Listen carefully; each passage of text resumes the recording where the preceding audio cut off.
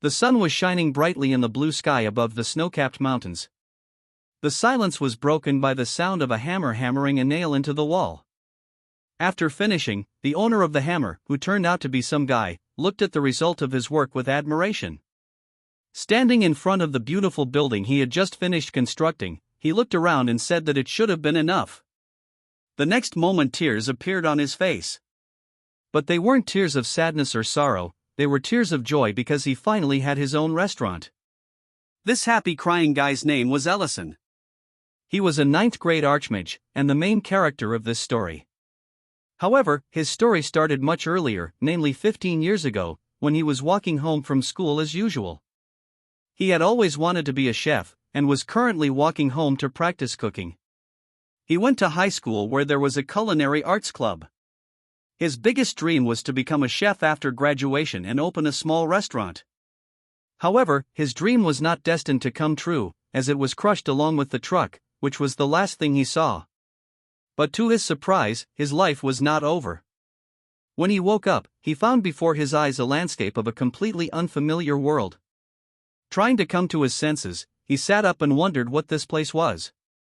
However, as soon as he looked up, everything became clear. In front of him was nothing but a fantasy world from some novel. However, the place he was in was far from peaceful. Suddenly, a hand grabbed his shoulder, and a man's voice called out to him. Frightened, Ellison turned around and saw a man with a backpack behind his back, who told him in a firm voice to pack, because if he didn't, he would die on the road. Not understanding what was going on or what the man was saying, he looked around. As it turned out, many people with backpacks behind their backs were going somewhere. He called out to the man who was leaving and asked him where they were. Thinking that the man was a stranger because of his clothes, he answered that the town was called Grake and was located on the outskirts of the Louvren Empire. Then he looked at the burning city and added that he didn't expect red dragons to appear in such a remote area. As it turned out, the world he had been summoned to had monsters, magic, and an empire that was currently at war with the dragons. This was not the most pleasant news for a man who just wanted to be a cook. However, since he had no choice, all he had to do was what humans were very good at, namely adapting and accepting the current situation as quickly as possible. So to begin with, he decided to think positive, and even if he was hit by a truck, he still had a second chance.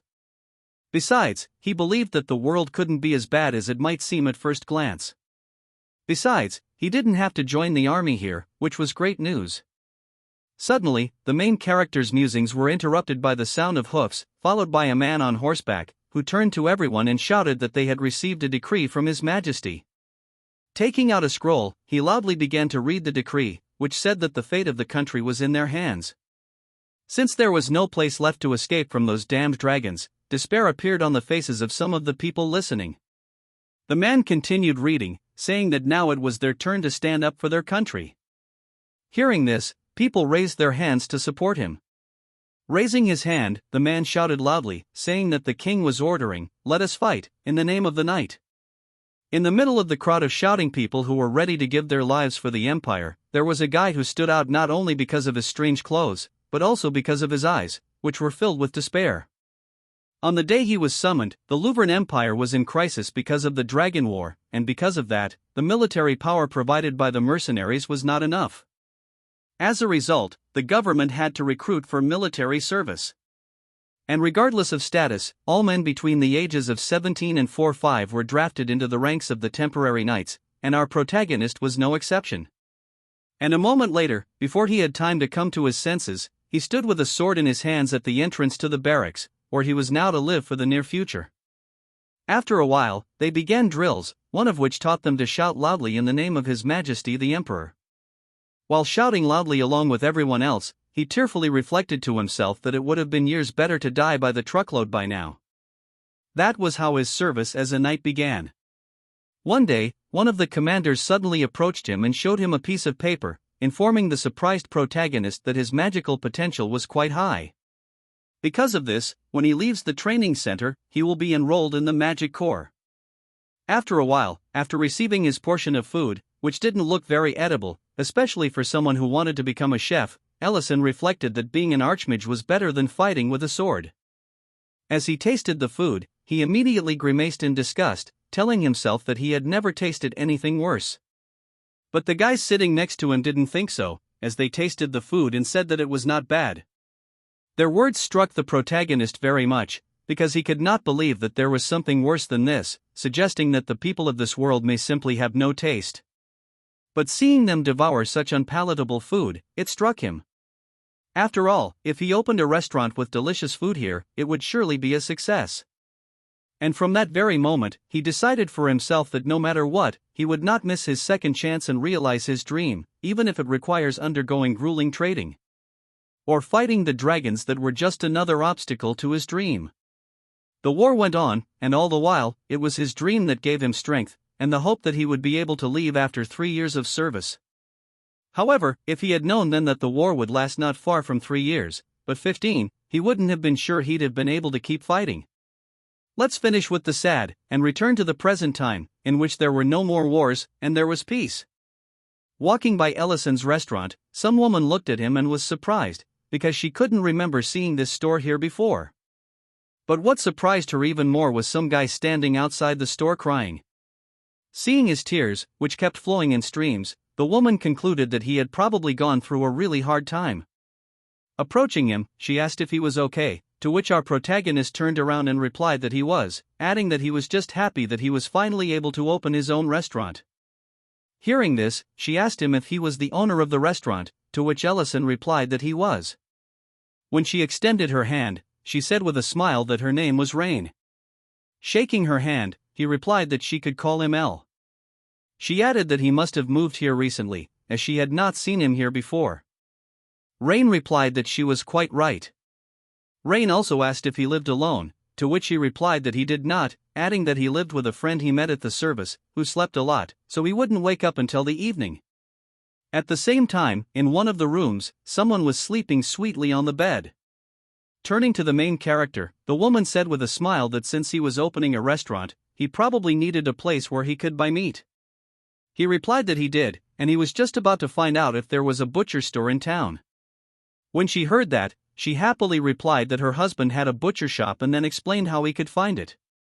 This was a great suggestion to Al, and he replied that he would go there right away. Before he went, Rain warned him, saying that her husband had a bit of a tough temper, adding that if he was too tough, he could just tell her that she had sent him there. Al thanked her and said he would, thinking to himself that she was a good person. He also thought about what kind of husband she was if he had a wife like that. But as soon as he arrived at the butcher's shop, he was met by a bearded man who looked at him with an annoyed and intimidating look and asked him why he had come here. Al immediately turned pale from such pressure and lost all confidence. He trembled with fear, avoiding the man's intimidating gaze. Stammering said that he was the owner of the restaurant and wanted to order some meat from him, to which he immediately thumped his fist loudly on the table and replied that he did not sell. Then, when the protagonist asked him why, he said that he didn't sell and that was the end of it. In a furious voice he said that he had seen many people like him who bought meat from him at a cheap price and then sold it for twice as much. Al continued to listen in silence to the irritated words of the man who continued to accuse him, thinking that he must have had a hard time if he was so angry. This probably would have gone on for a long time, but the next moment the man was stopped by a blow to his head, accompanied by a question about what he was carrying.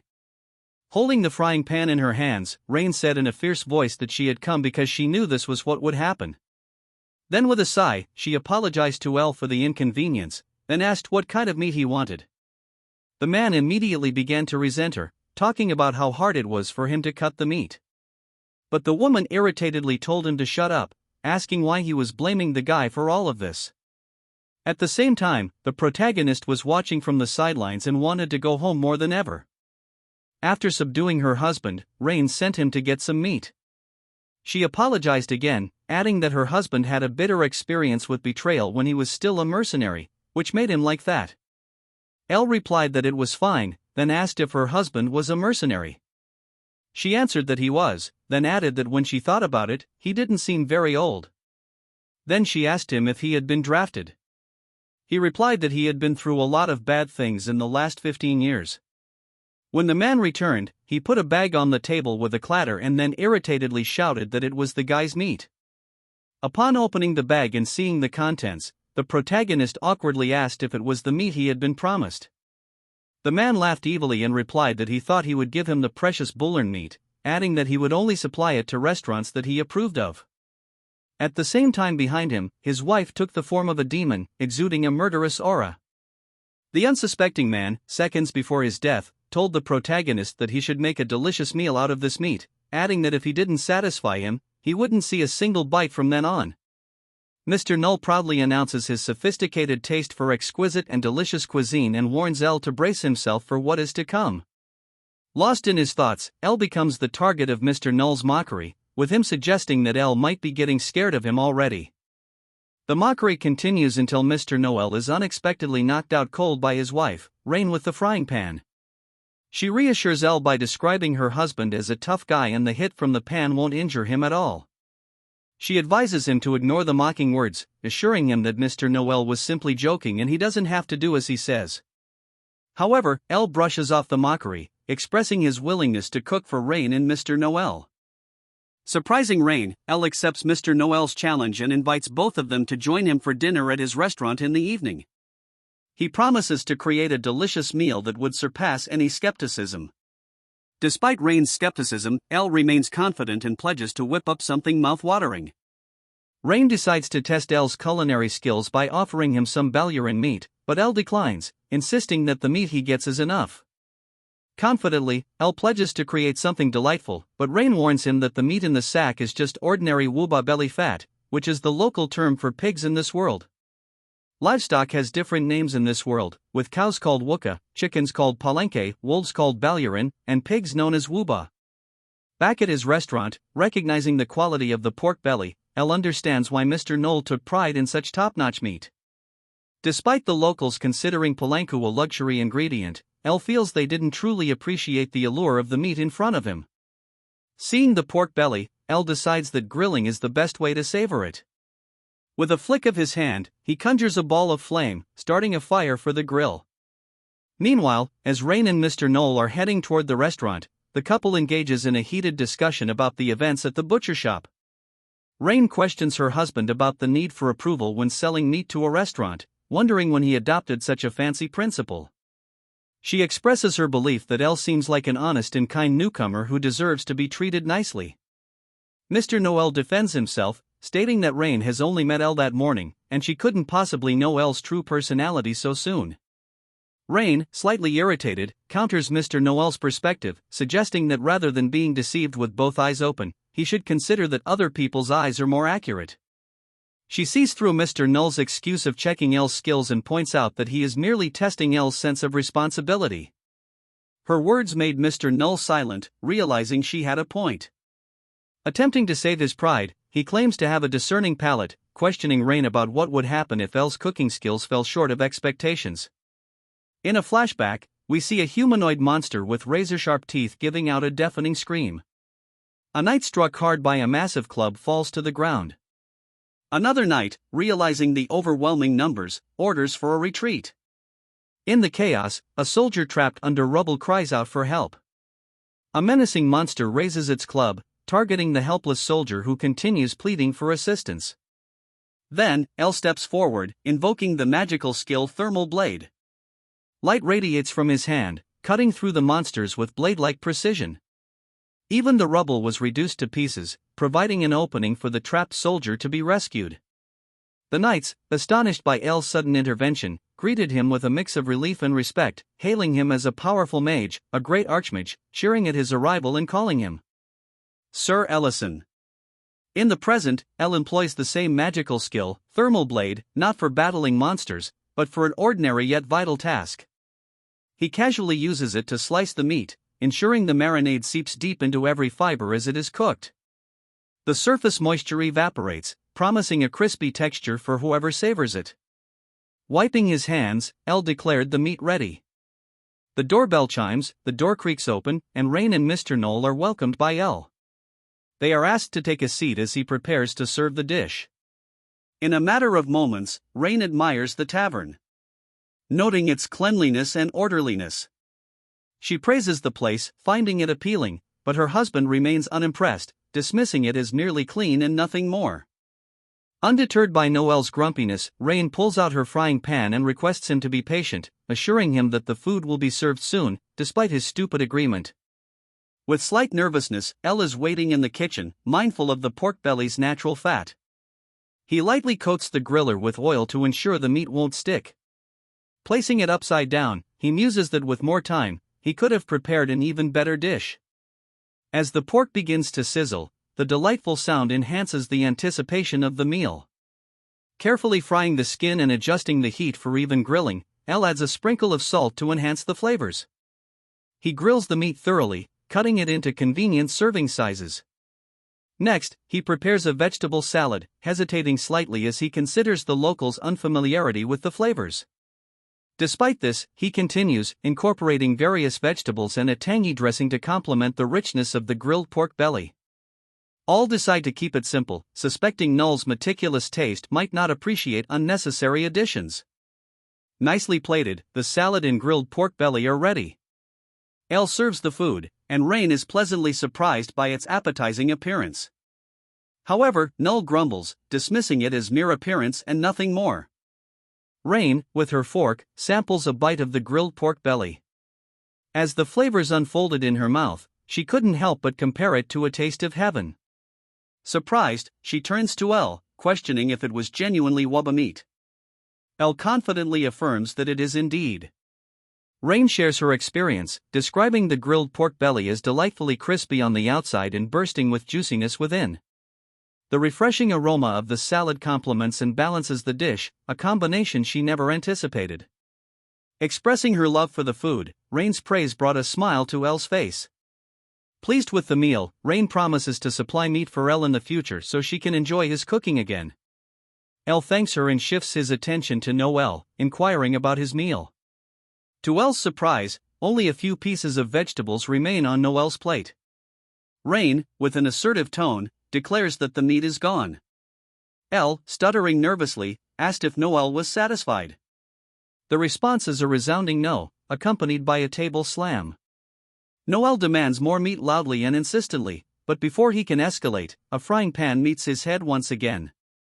Rain scolds him, advising that if he wants more meat, he should ask politely, clearing his throat. Noel, somewhat conceited, states that Elle has passed his test. Among all the wuba dishes he had tasted, Elle's was the best. The contract is sealed, granting Elle access to the finest meat from the Yearn Empire for his shop. Elle chuckles with satisfaction, and Rain is glad that her husband has finally acknowledged Elle's culinary skills. The deal is sealed with a handshake, and Elle secures a reliable source of meat, ensuring a stable supply for his business. Noel, satisfied with the meal, orders another serving, marking what Elle considers a successful first day of business. Upstairs in a bedroom on the second floor, a black-haired girl stirs awake. The enticing aroma of delicious food flowing up from downstairs has roused her from sleep. It's evening in Greek City, the suburb embraces a tranquil atmosphere. Elle, the owner of a recently opened restaurant, has smoothly settled into the rhythm of his new culinary venture. A week has passed since the restaurant's inauguration, and the warm reception from the customers fuels Elle's satisfaction. As the evening progresses, a polite customer places an order for 2 additional servings of the wuba pork belly. With a cheerful smile, Elle happily fulfills the request. The plates are swiftly cleared, and the leaving customers express their gratitude, praising Elle's culinary skills. A content smile crosses Elle's face as he bids them farewell, inviting them to return. With the day winding down, Elle, while wiping his hands clean, wonders if he should close up the shop. He notices that his condiments and spices, vital ingredients for flavorful dishes, are about to finish. Elle understands the significance of these elements in cooking, and a tinge of concern crosses his mind as he realizes pepper and other spices are running low as well. Yet, in this world, such spices and condiments are rare commodities not to be used freely. The quality and variety of these culinary essentials in his new world pale in comparison to the modern world he once knew. Restocking becomes a necessity for Elle, and he carefully picks up a gold coin, placing it at the center of a magical circle as he utters some magical words. Energy and light radiate from the magic circle, putting up a mysterious spectacle in the quiet corner of Greek City. Tackling all his problems at once, Elle stumbles upon the magic of summoning from another world. This magical trick can fetch items from the world he originally came from, like the special spices and condiments he needs for his cooking. The summoning magic, when completed, would make these things appear out of thin air. L discovers the summoning magic quite by accident while trying to figure out a way to return to his world. Wiping his forehead after using the summoning magic, he points out that this magic has its rules, with limits on the size and quantity of things he can summon. Despite its limitations, the magic is a big help, but it couldn't take him back to his world. L feels guilty about taking things, even though he exchanges them for a gold coin. A quirk of the magic was that groceries, unless processed, would arrive spoiled. The summoning left L feeling weak, and he struggled to get used to that sensation. Even as an archmage, he could only pull off this summoning trick once a day. While tidying up, L decides it is the perfect time to take a break, drinking a beer he summoned last time. However, when he opens his fridge, all he finds is an empty box, surprising him. Wondering where his beer went, he couldn't hold back his anger. His voice echoes up to the second floor, calling for Rurin, who is peacefully asleep with empty beer cans around her. She chuckles in her sleep, seemingly tickled by L in her dreams. A sudden cry pierces the tranquility as Rurin, rubbing her head, accuses L of hitting her for no reason. Holding an empty beer can with an annoyed expression, L counters her claim, explaining that she had consumed all the beer without asking and that he simply wants her to clean up after herself. Rurin retorts, asserting that L deserves it for not leaving her any food from the last time. Proudly declaring her dragon lineage, she claims that cleaning is beneath her, a task meant for lower beings. L's frustration reaches new heights, and he delivers another not-so-gentle tap to Rurin's head. He then instructs her to peel and organize the onions. Rurin, still teary-eyed from the earlier bump, insists on being a dragon and cries while tackling the onion peeling task.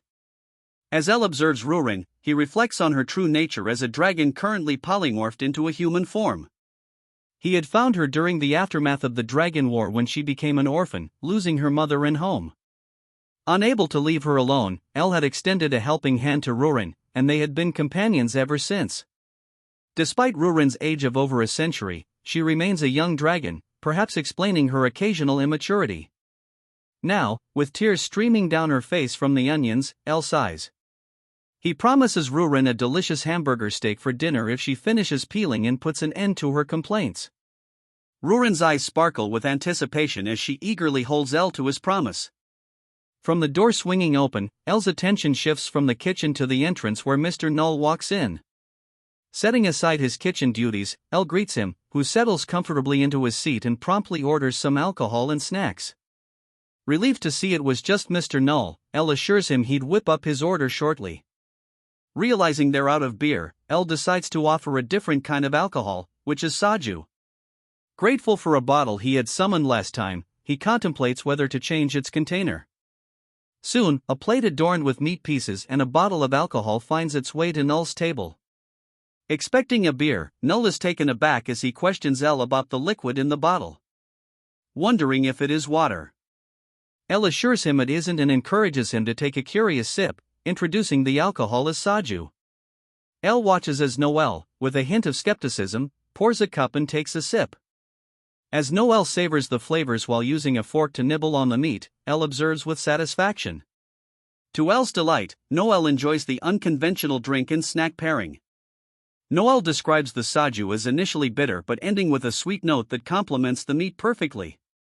The side dish, now elevated with soju, possesses a unique charm distinct from a salad he had eaten last time. Impressed, Noel acknowledges L's extraordinary cooking skills and expresses his admiration by requesting another bottle of alcohol. L gladly complies with Noel's request for another round, but amidst the pleasant exchange, he can't help but notice a subtle change in his behavior. A thought crosses L's mind: has something happened to Noel? As time slips away at the table filled with empty alcohol bottles, Noel signals for another round. Concern etches across L's face. He warns Noel about excessive drinking, emphasizing the high alcohol content of the beverage. Ignoring the caution, Noel, with a red face, insists on another bottle, expressing the desire to drown his sorrows in alcohol. Worried, L presses Noel for an explanation of what has happened to result in such a drinking spree. Noel, with a gloomy tone, utters his wife's name, Rain. He harbors suspicion that Rain might be unfaithful. Taken aback, Elle listens intently as Noel begins recounting the unsettling events. Rain would frequently dress up and leave, claiming it was for a short while. This has become a recurring pattern, and troubled by suspicion, Noel decided to follow her one day. His body trembling with anxiety as Noel continued his narrative, his fist colliding with the table, revealing the heart-wrenching truth. Rain, it seemed, was meeting a man from her past, a comrade from her mercenary days. This man, once a close friend of Noel, had vanished when Noel opened his butcher shop. Now, it appears he was probably hanging out with Rain, perhaps too ashamed to face Noel. The distressing revelation deepens as Noel discloses that Rain had gone out again, even outside the usual monthly patterns. With a shaking fist, Noel grapples with the belief that his wife no longer cares for him. Elle, absorbing the weight of Noel's pain, could only listen as the tale of heartbreak unfolded. Elle extends a comforting hand to Noel, urging him to take a moment and gather his emotions. Elle emphasizes that drowning sorrows in alcohol wouldn't solve the underlying problems. In a rushed response, Noel admits his struggle to face reality without the numbing effects of alcohol. He chuckles ironically, confessing that despite the heartache, he still loves Rain deeply. The weight of the situation brought Noel to tears. He bites his trembling lips, unable to face life without Rain. In desperation, Noel turned to Elle for guidance. With a steadying tone, Elle suggests leaving the matter in his hands. Puzzled, Noel questions Elle, acknowledging that he hadn't known Rain for long. Elle offers reassurance, sharing his belief that Rain might not be the type to cheat, asking Noel for patience. Meanwhile, in the kitchen, Roaring continues peeling onions, tears streaming down her cheeks. In frustration, she mumbles that Elle is an idiot, dressed in his mage outfit. Elle enters the kitchen and calls for Rurin to stop the onion peeling. Curious, Rurin inquires why, and Elle mentions that there is a task at hand. Despite initial reluctance, Rurin agrees to accompany him. As the night takes on a festive air, the town bustles with activity. Elle and Rurin find themselves on a rooftop, observing a lively restaurant. Rurin innocently remarks on the crowded scene in other restaurants, unknowingly hurting Elle's feelings. He points out the general vicinity where Rain might be. Scanning the restaurants, Elle spots Rain accompanied by a man, and a realization strikes him. This might be the colleague Noel mentioned earlier. Elle, with a suspicious gaze, calls Rurin over and discreetly points towards Rain and the man busy in conversation at a corner table. He entrusts Rurin with a peculiar task to eavesdrop on their exchange. Rurin, always willing to strike a deal, negotiates with Elle. In return for her cooperation, he promises her a serving of his delicious hamburger steak and vows not to demand any additional ingredients for his culinary ventures. Elle, a man of his word, guarantees 2 hamburgers if she agrees. Rurin, nodding in compliance, sealed the agreement. As Rurin turns her attention to the unfolding conversation between Rain and the man named Ment, she overhears Rain's inquiry about whether they should disclose their association to her husband, Mr. Noel. The mention of Noel reveals an underlying concern. He seems troubled and suspicious due to Ment not visiting the butcher shop. Ment, in response, offers a perspective on Noel's personality. He suggests that if Noel discovers that he had helped the shop with money after Noel got scammed before, it would be Noel avoiding him, not the other way around. Elle, absorbing the snippets of conversation, couldn't help but contemplate the dynamics at play. Turning to Rurin, he seeks confirmation of the authenticity of what she has heard. Reassured by Rurin, Elle finds himself deep in thought, realizing that the unfolding narrative isn't merely a love affair, but a tale of intricate connections and unspoken bonds. Elle gracefully descends from the rooftop, signaling the end of Rurin's eavesdropping mission. With a confident air, he announces that there's no need to listen any longer. Rurin, left in the aftermath of Elle's departure, seeks guidance on her next steps. Elle, in response, suggests that she simply head home for the time being. Meanwhile, inside the restaurant, Rain engages in a conversation with Mint, expressing her frustration at the unfairness of her husband's misconceptions. In strides, Elle casually enters the scene and asks if he can join their discussion. Without hesitation, he aligns himself with Rain's sentiments, agreeing that Noel has gravely misunderstood their connection. Noel, in a drunken state, still fixated on thoughts of his wife, witnesses the door swinging open at L's restaurant as Rain and Mint enter. An uncomfortable tension hangs in the air as Mint, slightly hesitant, greets Noel after a prolonged absence. Anger courses through Noel as he observes the seemingly close pair before him. Rain attempts to defend their relationship, insisting that they are victims of misunderstanding, but Noel remains unconvinced. In his frustration, Noel questions why, out of all people, it had to be Mint, someone he had trusted. In a fit of rage, Noel leaps towards Mint, his clenched fist ready to deliver a punch, accompanied by a furious cry calling Mint a bastard. The collision is halted by an unexpected magical shield that materializes, creating a protective barrier between Noel's fist and Mint's face. The wind stirs as the shield repels the force of the punch. Mint, bewildered by the sudden intervention, finds himself spared from Noel's wrath. Rain, too, is puzzled but recognizes the shield as a product of magic. The unexpected turn of events leaves the trio in a momentary standstill. L quietly approaches from behind, calling out to Mint. He urges Mint to settle the misunderstanding rather than resorting to physical confrontation. With a basket filled with meat and vegetables, L asserts that violence won't solve the problem. He reveals that if Null knew that it was Mint who provided the money for him to start his butcher shop, the situation might be diffused. Null, caught off guard by the unfolding revelations, turns to L seeking an explanation. L, adopting a peacemaker stance, invites them to sit down and talk as he begins to prepare some food. Reflecting that a heartfelt conversation might be the key to resolving their issues, L arranges all the ingredients with care.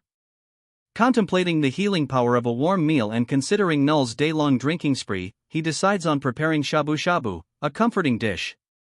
Drawing from Rain's gift of Baloran meat, he skillfully cooks up a variety of sauces, infusing them with the flavors of soy sauce, carefully strained anchovies, and a touch of MSG. In a brief span, the shabu shabu is ready, and L wipes his hands clean, hopeful that the conflict outside has stopped. As they gather around the table, Null confronts Rain, struggling to grasp the reality that Mint was the benefactor behind his butcher shop venture. Rain, taking a deep breath, confirms the truth. She explains that after Noel fell victim to a scam and was left penniless, Mint came to their aid, offering the financial support needed to open the shop. The revelation hangs in the air, urging the trio to navigate through the complexities of gratitude, misunderstanding, and the bonds that tie them together.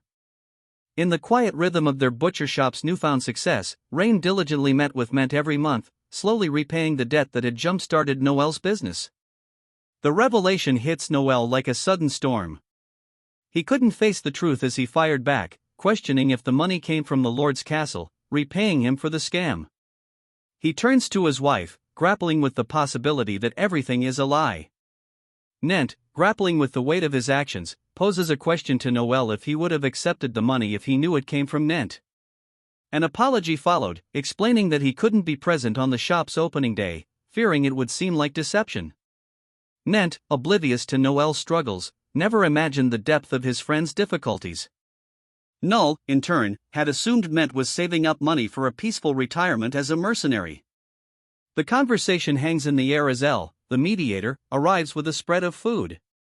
Apologizing, he offered his advice, emphasizing that the vegetables shouldn't be boiled for too long or they might get overcooked, encouraging them to enjoy the meal while conversing. As L served, Mint, puzzled by the thinness of the meat, inquired about it.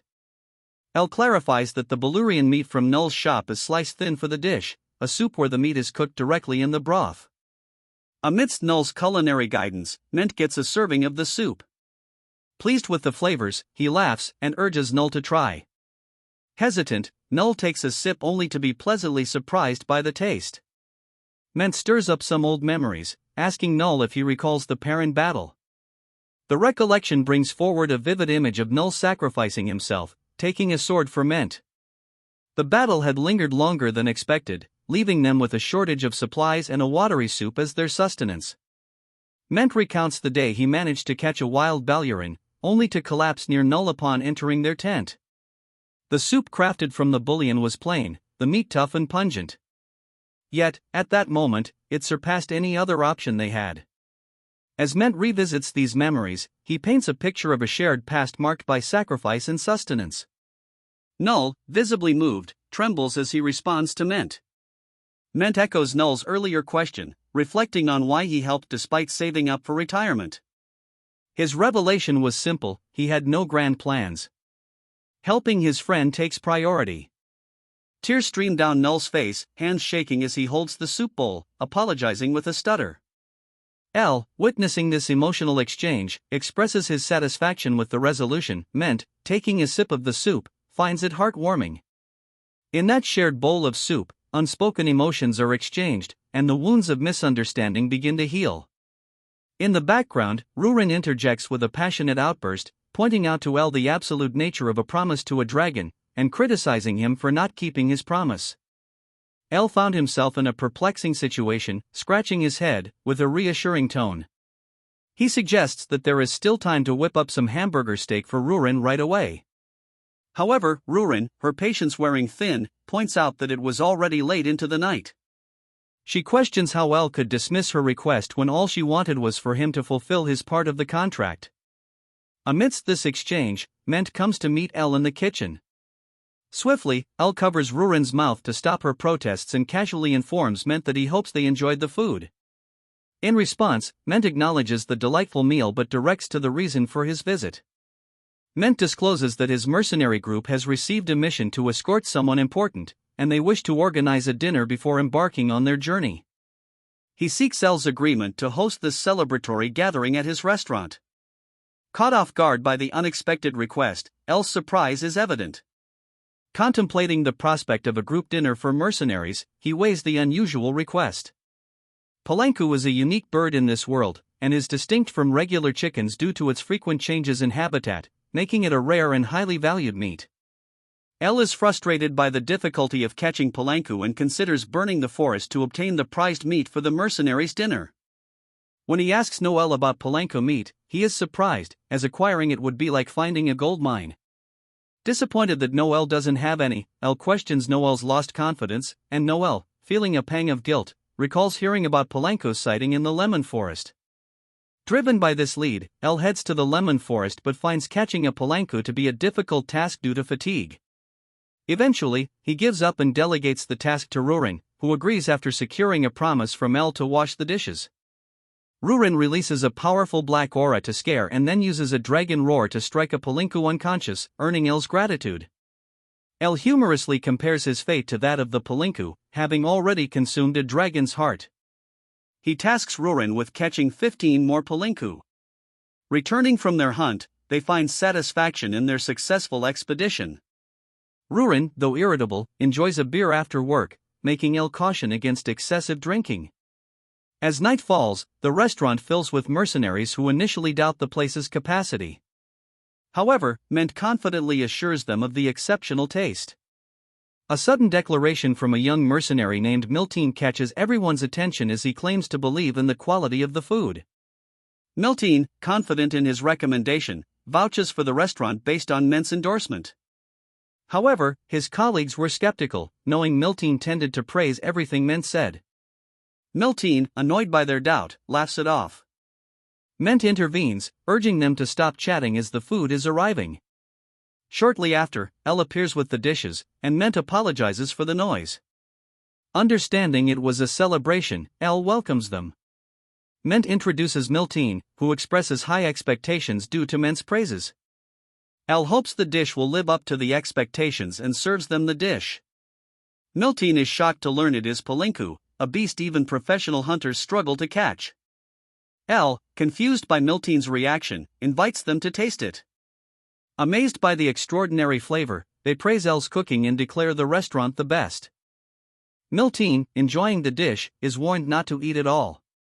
L, happy with their response, promises to bring dishes to other tables but faces a challenge due to the high number of customers. He reluctantly asks Rurin for help. Rurin, initially reluctant, faces L's frustration for her attitude. In an uncharacteristic tone, L mentions their plan to open a restaurant together after the war, recalling their initial agreement. Feeling a change in the atmosphere, L suggests Rurin return to her lair. Confused, Rurin agrees to help, changing her mind.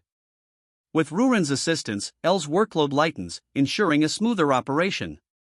After completing the tasks, a tired Rurin receives praise from L, who invites her to join him for a meal and beer. While enjoying the palinku meat, Rurin compliments El's delicious cooking. El, surprised and pleased, notices that the restaurant is looking clean. When all the customers left, Rurin cleaned up the whole restaurant. El asks if Rurin has become a bit more mature. Rurin attributes it to the place being their restaurant, leaning her head on El's shoulder with a smile. Amid the peaceful atmosphere, El seizes the moment to take out the topic of forgetting their bet of cleaning the dishes for a month while capturing the elusive palinku. However, Ruin disagrees. Suddenly, Ruin's behavior changes as she notices a mysterious figure outside the restaurant, making her alert. Surprised by Ruin's sudden shift, El soon understands when he sees the person entering, the Black Dragon Elder, Metadonna. Metadonna expresses displeasure at visiting the human city, remarking that it always feels unpleasant. El recognizes the imposing dragon and inquires about his purpose for being there.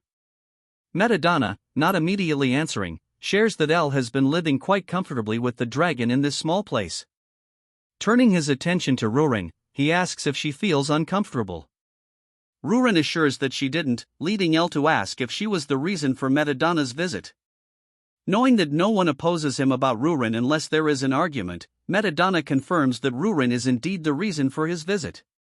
However, Rurin asserts that she had chosen to stay with El even after he abandoned her. Metadonna expresses concern about Ruin's attitude, clarifying that he didn't abandon her, he simply arrived late. El interrupts, emphasizing the importance of the promise made.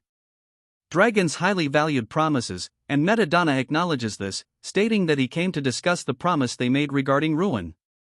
They had promised to entrust Ruin to him, but there is a hierarchy in the promise. The one who makes the promise holds priority. El inquires about the nature of this first promise. In the Black Dragon clan, dragons are considered adults upon reaching the age of 800. However, a dragon without its lair by that age becomes a ward and has to leave for the sacred lands. Ruin had been utilizing her mother's lair, which was unfortunately destroyed in the last war. As per the clan rule, when Ruin turns 800 next year, she must leave for the sacred lands. Breaking this rule is considered an act of war, but El remains unfazed. He confidently declares that he will carry out what he mentioned earlier, shocking Metadonna, who looks visibly angered. El, however, isn't intimidated, even though Ruin is feeling anxious. Rurin anxiously intervenes, preventing El from potentially starting a war. Despite her concerns, El seemed confused, as his intention was not to initiate a conflict. Instead, he clarifies that he meant to build a dragon lair. Metadonna, still puzzled, shows his anger at El's attitude. Although El had consumed a dragon's heart, he shouldn't be underestimating other dragons. Rurin stops El from escalating the situation, but El's true intention is revealed. Since they have 1 year before Rurin has to leave, El proposes building a dragon's lair within that time frame. He suggests that with enough time and resources, they can accumulate treasures and begin the construction. Metadonna couldn't comprehend the sudden shift, thinking the problem had already been resolved. He leaves, stating he will return next year. El invites him, and the construction of the dragon's lair begins. A dragon's lair, essentially a luxurious cave filled with treasures, symbolizes a dragon's residence. Though customers kept coming to the restaurant due to rumors about serving palinku, El faced challenges due to the high number of customers. In a different scene, Null is surprised in a forest, encountering several palanku perching on a tree. El explains his plan to supply palanku to Null and become the exclusive butcher shop selling palanku meat in the empire, attracting numerous customers. Null, astonished, inquires about catching them, to which El assures him not to worry, as Ment's mercenary group had already tasted some. El offers the palanku meat for free, intending to split the proceeds equally. Null is surprised, questioning why El did the work of catching the palanku and why he would take only 50%. El casually dismisses Null's concerns about taking only half of the sales, stating it isn't much profit anyway, and Null could use the opportunity to sell other meats and buy his wife nice clothes. Although annoyed, Null agrees to sell the palinku meat to El. However, Null remains puzzled about how El managed to catch palinku, given their constant movement. His confusion turns into shock when he witnesses El casting a spell, erecting a giant barrier that covers the entire forest. Elle marvels at Elle's magical prowess, realizing it surpasses the abilities of someone who had only studied magic for a few years. Curious about Elle's true identity, Null questions him, but Elle only claims to be a restaurant owner who retired from the army after the war, urging Null to keep his magic usage a secret. Elle assures Null that his plan will run smoothly the next day with the barrier in place. The following day, looking at his empty restaurant, Elle laughs happily, relieved that no customers came. Ruren, however, questions if this is truly something to be happy about. Elle acknowledges the truth, admitting he hoped for at least 1 or 2 customers, but the lack of customers provided them with time to build Ruren's lair. Ruren asks if Elle will stay with her once the lair is finished, but Elle declines, planning to stay at the restaurant. Upset, Ruren suggests declaring war against the Black Dragon clan, but Elle calms her, assuring they would build her lair nearby. Despite her uncertainty, Elle urges Ruren not to worry and follow him. Elle's destination was the hill below his restaurant, as all the land there belonged to him. Rin was content with the proximity of her lair but notes the need for stabilizing barriers during construction to avoid damaging the restaurant. Elle asks Rin to start digging, but he eventually decides to return to the restaurant, not willing to leave it empty for too long. Rin is left speechless by Elle's decision to return to the restaurant, while Elle is shown enjoying the freedom of being alone in the sunshine after a long time. However, his solitude is short-lived when a young boy suddenly enters the restaurant. The young boy inquires if it is a famous restaurant, and Elle, while greeting him, downplays the fame, confirming that it is indeed a restaurant. The young boy has heard about the legendary palinku being served here, but Elle apologizes, explaining that they no longer sell it and suggests he visit Noel's butcher shop. Unwilling to do so, the young boy asks if there is anything else to eat. Elle, willing to accommodate any customer, invites him to sit and wait. Elle observes that the young boy seems like a noble boy facing difficult circumstances. Although the restaurant didn't discriminate against customers, the only dish tailored to children's tastes is hamburgers, made with welcome meat as a patty. Elle would mash the meat, add a little salt, bake it with bread, place the patty on top of vegetables, pour the exquisite sauce with onions, and finally add eggs obtained from hunting palinkas. Despite not selling palinku, Elle has a different approach to the eggs, creating a hamburger fit even for a dragon. Serving the dish to the young boy, Elle explains that it was similar to a sandwich. The young boy, about to taste it, is interrupted by someone who appears to be his servant, accompanied by guards. The young boy's face turns pale as the servant reveals that they have been searching for him everywhere, panicking. The servant questions why the young boy is in such a place. Annoyed by the servant's interference, Elle expresses his frustration, but the servant, now realizing Elle's ownership of the restaurant, inquires if Elle knows the identity of the person he just served. The young boy is the heir to the Greek city baron. Ignorant of this fact, Elle questions the problem, emphasizing that regardless of status, he serves food to all customers. The servant expresses annoyance at Elle's presumptuous attitude while the boy is trying to defuse the situation and does his best to break up the dispute. Recognizing the tense atmosphere, the boy, also known as Dairon, decides to leave with his servant, ensuring to pay for his meal and apologizing for having Elle prepare the food without him eating it. Observing Dairon walking listlessly out of the restaurant, Elle grows more worried.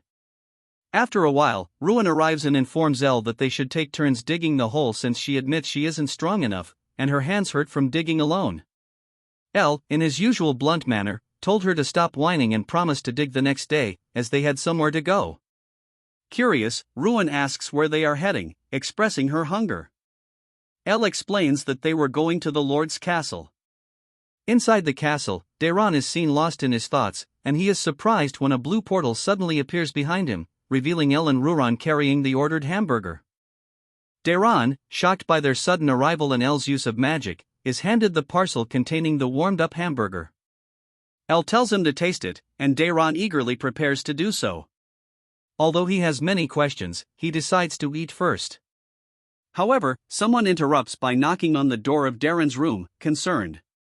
Dairon assures the person outside that everything is okay, but Elle is frustrated by the thought that they didn't even let Dairon enjoy his hamburger. In the next scene we see that now Dairon is scared that what will happen now. Elle commands that he is the Lord's heir and baron and they cannot refuse his orders, so be confident and say it was nothing. Dairon replies that they have never listened before and always ignored what he says. The knocking on the door gets more intense as we hear that Butler wants to come in. Roran thinks how frustrating this is and she screams it was nothing, so leave, and Dayron never ordered to come in. Everyone goes silent, even he person behind the door. Dayron realizes that she screamed in his voice instead of her own and thinks that they still won't listen to his orders. Person behind the door replies that he understands his orders and asks Dayron to call him if he needs anything. Dayron is put to shock when he hears what Butler said, and Ruin is angered that how pathetic this was. Ellison explains that he is very superior person and he just have to establish his superiority himself. When suddenly Dayron kneels down to Ellison as he wants to make Ellison to be his teacher. Dayron is put to a confusion. Dayron explained that his mother passed away after giving birth to him and his father remarried shortly after, so he spent most of his time with his stepmother. His stepmother was a strict person and she told him to be careful of how he acts since he was a lord's son. Despite all of that, he still loved her and there were some good times as well. However, everything changed when his father became bedridden due to an illness and his stepmother never looked at him or talked directly to him at dinners or celebrations. Dayron further explains that he wanted to become a good lord just like his father. But the servants tried to restrict his movements under his stepmother's orders. There was no one to talk to him and everyone was ignoring him all the time. Since when it became like this, he thought he wouldn't be treated any better even if he inherited the title of a lord. Darren's eyes light up as his thoughts are changed after today's events and wants Allison to teach him more ways to become a good lord. Al is put to confusion as he states that he is just a restaurant owner, and Darren's this conclusion is a bit weird. Dayron explains that this has happened never before and that person would have entered if he had told him to leave. It is obvious that Dayron lacks a lot of confidence and it seems like he purposely suppressed his energetic and active personality. He tries to make him confident by explaining things like to look into the other's eyes when talking, and also explains that if he wants to be a good lord, the lord's position comes with taking responsibilities and he should be able to take responsibility of every word he says. Al further explains that he doesn't mean that he should ignore other people's word and teaches him that he should listen to them and make sure to think about them before making a decision he truly believes in. If the decision is his favor, then all is well, if not, then accept it and take the responsibilities. In El's opinion, that's what makes a good lord. The yearn is just confused and shocked that being a good lord is a big responsibility. Anyways, it's about time that they leave, so Elshin asks the yearn to eat the food before it gets cold and wants the yearn to visit him in restaurant soon. The yearn states that he is feeling dreamy and takes a bit of his burger. It seems that the burger is very tasty and delicious.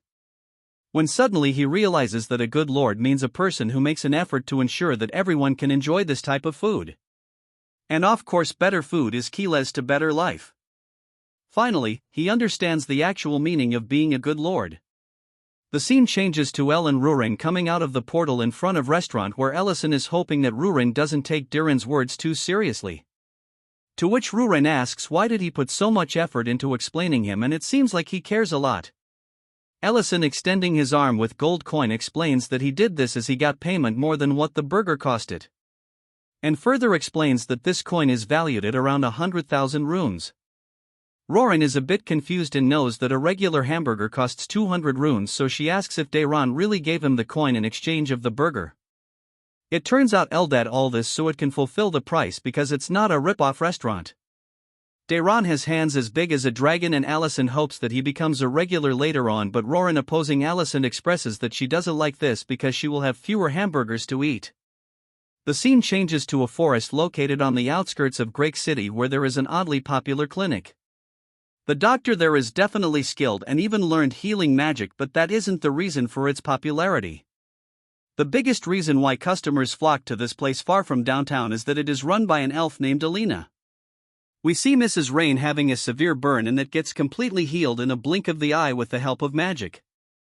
Alina expresses that she is glad that Rain arrived quickly, as if the burn was left and treated, scars may have formed and the burn should be fine now. Rain thanks Alina and expresses that her skills are the best. But Rain notices that Alina is not looking so good and asks if there is any problem. To which Alina replies that she has been thinking of going back to her hometown now. Mrs. Rain asks that why does she wants to leave. Alina expresses that she loves healing and helping people, so despite everyone's opposition she came out, but the reality was different. People come to her not for treatment but want to meet the elf woman at all costs rather than doctorize her. As she expresses this, we see people peeking through the window. She further explains that not too long ago a lady came to her and was furious, saying that she had seduced her husband. Alina was put to shock as she didn't ever do this.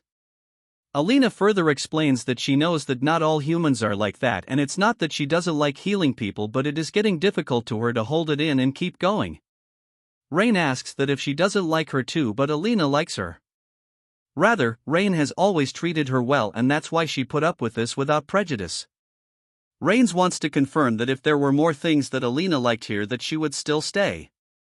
But instead of replying, Alina is confused what to say. Rain explains that there is so many things she doesn't like about her husband either, for example his snoring, also he is so naive, but there is something she likes more, like the fact he is dependable. Looks out only for her and does his best in everything he does. Rain also asks that if she said that it still feels good to treat people, with Alina replying yes. She recommends the restaurant that is located at the side of the hill and wants Alina to try eating there tonight. But Alina is not sure why Rain will recommend a restaurant. Rain tries to explain that the number of reasons for this place can keep increasing one by one. Scene changes to Creston with his nephew coming up to Ellison. Creston is not sure what Elle is doing here, as he was going to the restaurant. Elle says he was also about to go to the restaurant as he was constructing the lair for too long, and asks who is this person. Creston explains that he was his nephew and he said that he had something to discuss, so Creston wanted to listen while eating some wooba meat and asks if there is anyone at the restaurant right now. Elle replies that Rurin should be there and asks what the matter is. Creston explains that there is a clinic run by an elf and Rain has recommended Elle's restaurant to the doctor there, and Creston thinks that they should be there by now. Now Elle is hurried and heads back to the restaurant with the boys. In the way, Ellison expresses that an elf is unique and states that elves don't come out of the forest and asks that they must be popular. To which, Creston in an annoyed manner replies that he heard that all the guys in the neighborhood run there even for a thorn pricking their finger, which is very pathetic. He further explains that seeing things like this makes him understand why elves hate humans. Ellison is not too sure about this statement, as he thinks that there are some elves who aren't like that and Creston shouldn't be prejudiced, and says that he admits that elves are a proud race. As he enters, he sees Alina on the ground kneeling down, saying that Ruin is a great being and wants forgiveness for her rudeness. Ruin asks if Alina knows she was rude and will forgive her if she lives the rest of her life as her subordinate. Ellison is very angered with this treatment of his guests. Ruin, when she notices the presence of Ellison, says that she got herself an elf subordinate that she can use. Ellison screams in anger what she is doing to their customer as Creston and his nephew wait outside. We see Ruin lying down on the table when she notices a customer is here.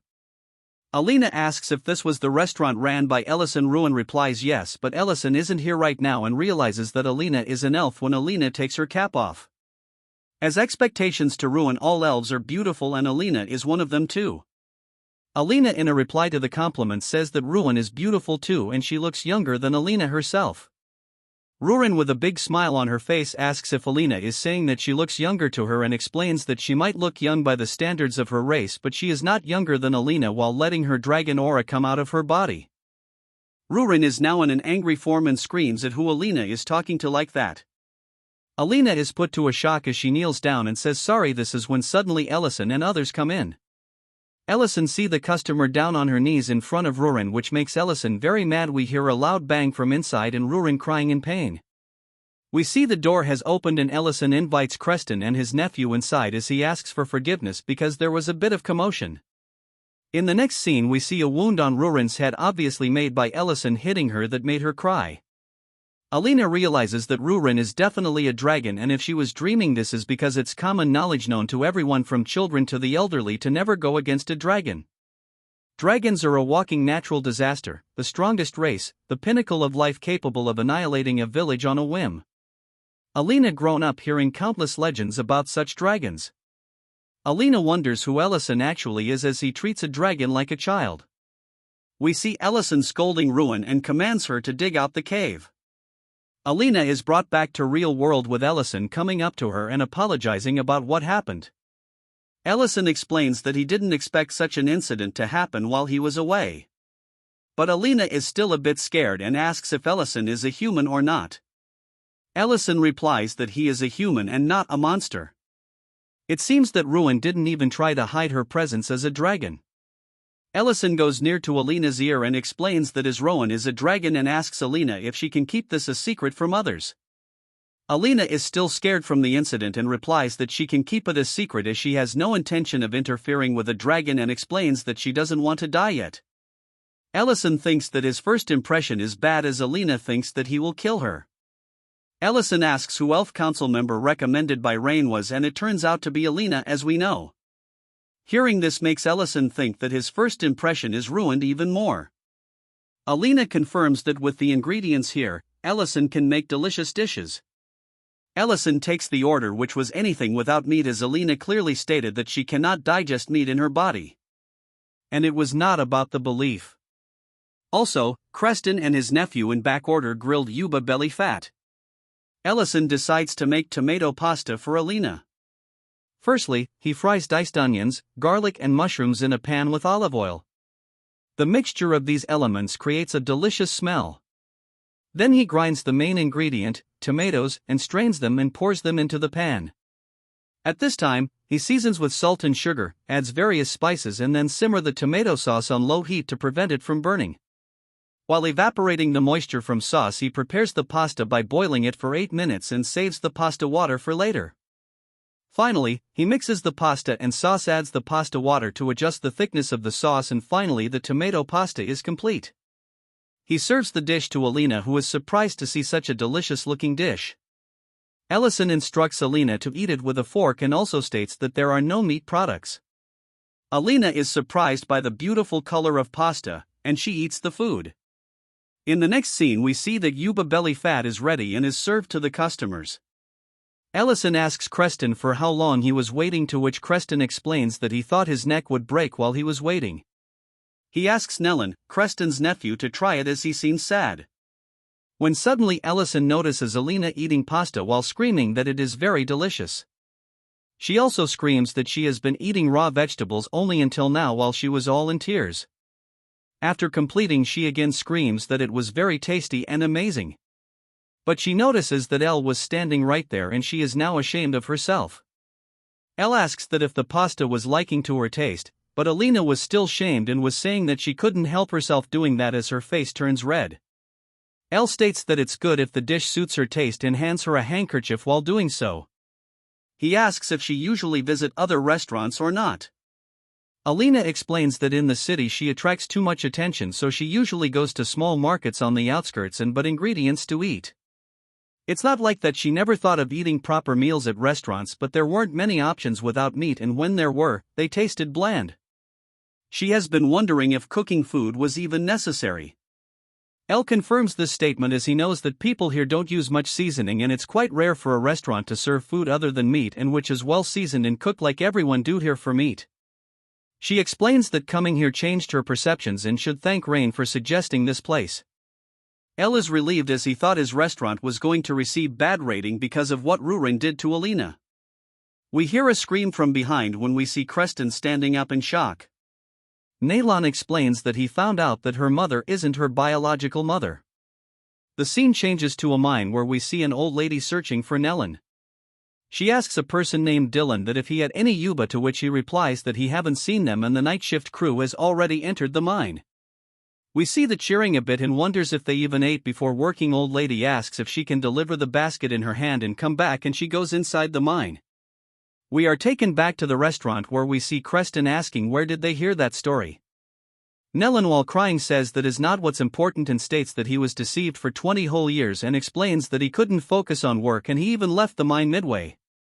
It seems like Al and Alina are eavesdropping on others' conversation. While they are also talking to each other that this is bad to do, but they are still doing it. Nellon explains that at this rate he doesn't think he can even go home. Creston opposes his claims and reminds Nellon how hard May raised him. He reminds that his father died early as a mercenary, and despite the hardships she worked day and night to feed Nellon well. He explains that doing all this for a child who was not even her biological child, and asks he is dumb enough to not be able to judge that himself, to which Nellon makes sure that he knows he was wrong. He explains that he was confused and left in a rush this morning. His mother reminds that he was leaving behind his lunchbox, to which Nellen in anger replies that he doesn't need it, ma'am. Preston is very angered by this and lifts him up in the air by his collar and reminds him that there are things he should and shouldn't say while calling him a brat. Elle tries to stop them, when suddenly we see Rain running inside the restaurant to inform a serious matter to Nellen that the mine has collapsed and his mother was trapped inside of it and he should hurry. Everyone was scared and confused that what was happening. We see Creston ask what Rain meant by the mine collapsed and what happened to Mrs. May. It seems like Rain is not sure, but apparently Mrs. May went inside to find Nellen and then the mine collapsed. Nellen becomes sad as sweat rolls down his face. He starts running to get to mine as fast as possible. As Creston was also about to leave when Alina asks if she can also come. She explains that she is a doctor and if a mine collapsed, then there would definitely be people who are injured. Ellison also states that he will also come. Rain is not too sure with Alina's decision, but she remembers what she said earlier at her clinic. Ellison volunteers to take Alina to the mines. The scene changes and we see the people trying to rescue the crowd inside when we see Nellen forcing the guards at the door to get out of his way, but guards refuse as they remind him of the dangerous mine that can collapse again. Ellison tries to calm Nellen down and he ensures him that they will save Mrs. May. A guard refuses the idea of them going inside and explains they can't predict when the mine will collapse again as it was an emergency situation. Elle explains that Alina is a doctor who has been taught healing magic and there are probably a lot of people inside who can't move and need to be treated right away. Guards finally agree to let them go inside and he begs to save the crowd stuck inside. We now see that they both have entered the mine and Alina thanks Ellison for helping, but she didn't want Ellison to follow her inside the mine as it was too dangerous. As soon as they enter the first floor of the mine, some rocks fall on them. Alina tries to cover herself to minimize the damage, but Ellison just creates a shield to protect both of them. Alina is very amazed and wonders if Ellison was a mage, and Ellison replies that he was quite successful when he was younger but is retired now. He also states that he is very curious why Alina decided to come here. Ellison states that he has heard that Alina owns a clinic in Drake City and explains that he is telling this as one of his comrades used to be an elf too and he doesn't think she is running that clinic just because she is an elf, and reminds that there were probably some times when humans behaved rudely to her and yet she decided to enter a collapsing mine to save people and asks if here is a special reason to do so. Alina doesn't reply and quietly walks when they find that the road ahead is forked, which means it is divided into two. Ellison, knowing that they don't have enough time to search both of them, speaks out some spells and 4 yellow orbs-like thing generate out of thin air. Alina is very shocked that he can do magic and even control spirit. Ellison explains that these spirit orbs will tell him if there are any survivors. In one of the tunnels, a spirit orb finds a miner who hurt his leg while the mine collapsed and he thinks that he is hallucinating as he saw the orbs and also thinks that his end is near. But Alina and Ellison managed to make it in time and Alina quickly started to help the miner. Fortunately, that injury is not a serious one and she explains to the miner that he can heat out after a first aid treatment. Miner is very grateful to Alina. This was when Ellison told her that spirit orbs more people and they should get going. Alina was finishing the first aid up when more bunch of rocks fall on them, but fortunately Ellison was right there and saved them. Outside the mines, we see injured people flying out as they are treated and sent to safety with the help of Elle's magical powers. Inside, we see that Alina is now very tired. Elle asks if she can keep going, to which fortunately, she replies yes and they can keep going. They finally find Nellen's mother and Alina without hesitation starts trying to treat her. Alina explains that Mrs. May is in very bad state and she will have to use stronger recovery spell on her, but she can't guarantee its results. She uses a big spell that spits out green flash and the scene is changed. We are taken to the temporary evacuation shelter, where we see Mrs. Rain sad and questioning that what did they do to receive these times, but Creston tries to calm her down and reminds her that the spell worked and it's not worry too much. We see that Mrs. May is badly injured around her eye and all her clothes are covered in dust. With tears in his eyes, Nellen is constantly waiting when she will wake up. Elle explains that there is no need to worry and Alina treated her quickly using stronger spells, so she's past a critical state. Alina further explains that she may have received a heavy blow to her head, but the treatment was a success and the injury near her eye isn't a serious one and she will be able to live normally once the bandages are removed. Nellen opens the lid of the basket that was found in May's hands. It turns out that it is the lunch that he rudely refused in the morning. He regrets doing this. Suddenly Mrs. May wakes, and if the person standing near her was Nellen, everyone's mood quickly changes as Mrs. May is finally awake and conscious. Nellen bursts into tears as he approaches his mother and tells that her son is right there. Mrs. May, before her injuries, asks if Nellen was hurt while in tears. Nellen replies that he is fine and he was so scared. What if the rude words he said in the morning became his last words to her? May is happy that her son called her mom again, as she also starts crying, and she apologizes for making Nellen worry and states that it is a relief that Nellen was not inside the mines. Alina, after watching this scene, explains that actually she wanted to close the clinic and return to her hometown. She was disappointed in humans after experiencing a lot of terrible things here. That's when Mrs. Rain told her to try to increase the numbers of things she enjoys here. Perhaps it seems that she didn't try to find those things. She realizes that the lives of humans are much shorter compared to an elf's, but they express their emotions freely, and that is why people get easily disappointed and heartbroken, and she was one of them. But ironically, that was also the reason she started her clinic. She thinks that there are too many things she cherishes here that she can't just leave. She likes the honest emotions of humans, and now she also knows how delicious the food here is. While saying that she realized many things today, she started to feel dizzy and was about to fall when El caught her and saved her. Alina's face became red when El caught her in his hands. El says that it seems she exhausted herself in excuses as he uses a spell on her. Alina realizes that it is the elf's mana transfer spell. Ellison says that the elf friend he mentioned of earlier taught him this spell, and his name is Bendon. Alina, when realizes that Bendon is the hero of elves, she is just shocked. When leaving the mine, Alina asks El how does he knows the mana transfer spell, but El reminds that he already told that he used to be a famous mage. Meanwhile, on the hill beneath the restaurant, Rurin is still digging the tunnel, thinking about El, the scoundrel that always leaves her out. Rurin is annoyed by El and thinks how can he tell her to dig just because she can't use magic in front of other people, and that is not fair. She was just trying to get a subordinate to help with the restaurant when suddenly a stream of water bursts onto Rurin, drenching her in water. Ruin wonders what this was. El confirms that suddenly water came out of the ground, and Ruin wondered where it was coming from and dug and ended up getting water all over the place. Ruin replies positive and replies that is how she got water all over the place.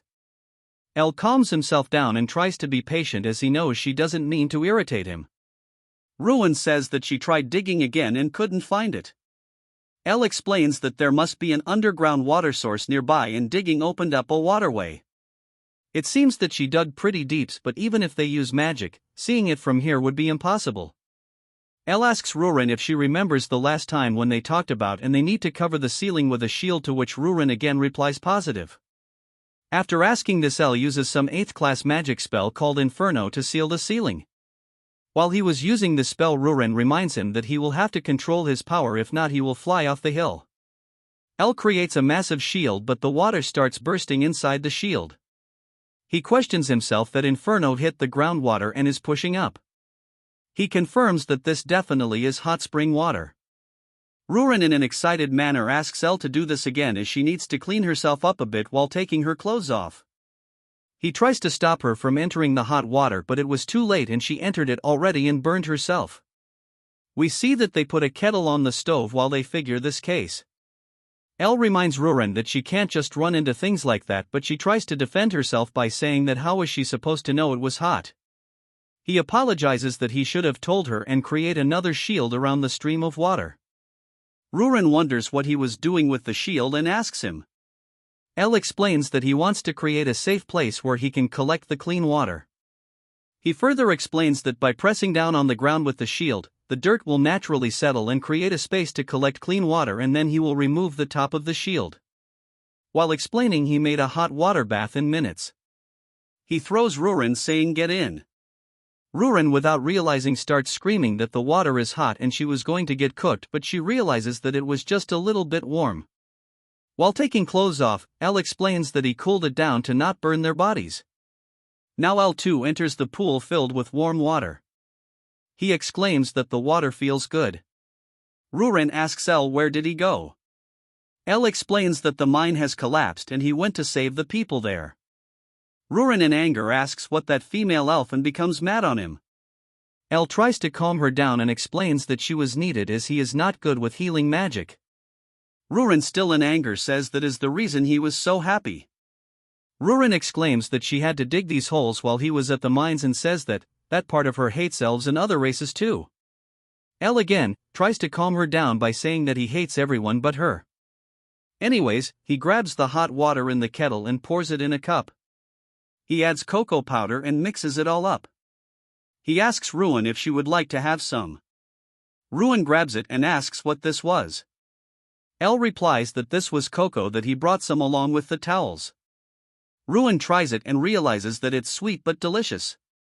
Elle explains that cocoa is made by processing a fruit called cacao, and it looks simple powder, but it takes a lot of growing, fermenting, drying, roasting, pressing and much more to make this.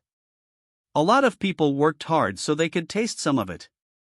Elle expresses that he has the power to blow Pia mine, but even then, he couldn't save a single injured person. He can't even get simple ingredients for the restaurant with Crescent. Even if he uses magic to create a large space here, he will eventually have to ask the dwarves to build a lair. While taking a sip of his cocoa, he explains that there may be difference in races, abilities and personalities, but they shouldn't try to push everyone away because of that. Even a dragon can't take on the world alone. Ruin says that she understands and will treat him differently from the rest as he is special to her. Elle tries to explain that that's now how it works, but gives up and tells her to take it slow. The scene changes to a time period of war when we see a person commanding someone to hold the position and don't get too close to the cliff's end. It seems that he was commanding young Ellison how to fight. He again commands him to back up as he was too far out while slashing a person who was attacking Elle. Suddenly a person comes attacking from behind with a large weapon from behind that old man. He manages to stab him with his sword and tries to throw him off the cliff, but it doesn't quite work that way as evil person take him as well in the cliff. Ellison saw his senior die before his eyes. The scene changes and we see Elle putting together two wooden planks with nails and hammer. Elle closed the restaurant for today. Roran asks why he closed up the store. Elle explains that they were drinking cocoa the other day, but they had no milk as he used it to marinate meat and there only so little left over. Because of this he is going to build a ranch so he can have a constant supply. Roran gets confused as there is nothing. Elle says that they have to start from scratch. He explains that what they need is called Barineric and it's located downstream of Varant River. We see both of them planning to teleport down the Barent River, but the dragon girl refuses it because she can only teleport the places she know and went before. Last time she was successfully teleported because she was tracking the scent the Baron kid left behind. But our boy can also tell the direction and distance if they have any trouble. But the dragon girl refuses because in this way, it will not possible. The scene change and now we see a beautiful island, where two Baronerics were drinking water. The focus again swift to our protagonist, who was so happy because he have reached the right place where he wanted to come. Also there were the animals he wanted. But the fact is they were all right until they found themselves high up in the sky, but it seemed like the ground is lower here for our boy. Dragon girl is so afraid and wants some help from her master, but he refused to do because she is a dragon. How can she be afraid of falling? He thinks that she might have wings. But she don't want to transform into a dragon. Instead, she prefers to die. But our boy wonder why she hate changing into her dragon form. But she refused to tell this. The protagonist uses his magic and make a shield-like structure to prevent damage from falling and wants her to tell something. But suddenly she interrupt him, telling how wide is river. But our boy correct her that this not river, this is sea. And after hearing sea, she get confused because she might didn't hear this before. But she make excuses that of course she knew that, but he quickly figure out that Ruren has never seen a sea. So he make a decision to visit the sea after they caught some Baronerics. After hearing this, the dragon girl get very excited.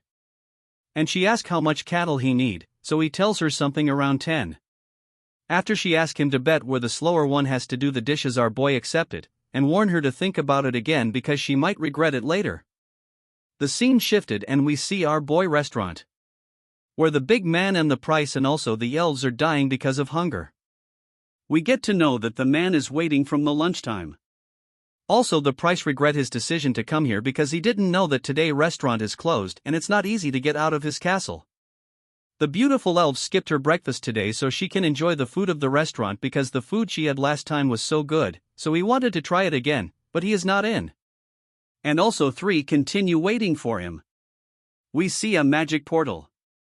From the portal our boy and dragon girl are coming out with some cattle with them. They were talking about their experience of the sea, and they enjoyed it a lot. Our boy never threw the cattle will be so docile that's all happens because of mind manipulation magic. He was so thankful if the fence they should be enough now he have to make a place for the cattle to sleep in later. Now he thinks to open the restaurant again. After reaching his restaurant he get to see all 3 about to die because of hunger. The big man wants wooba belly and the elf wants pasta. The man noticed that now he has Finley back. Arma get worried because they were waiting here from a long time and now all they want is food as soon as possible. All of them get their food and start eating like they are hungry from years. Seeing all these our boy wonder what were they planning to do if he hadn't come back today. The big man jokes that if that happens he might have to dig 3 graves next to the restaurant. They ask him about what's the reason for his absence so he tells all the story where on other hand the dragon girl is washing the dishes because she might lose the bet she made. The reason why he went to caught the cattle is because he wants to self-supply milk. When the man see the number of cattle he suggests our boy to look for some helpers. Now he thinks to hire a few employees because now the pasture will need constant management. The next problem is that he just can't hire random people so he will have to arrange some job interview. When the man hear of interview he tell him not to worry about that because elves supposed to have the ability to see what a person intention. And the young master will help them to tell apart good people and bad ones. Both of them agree to the points of him while eating the tasty food.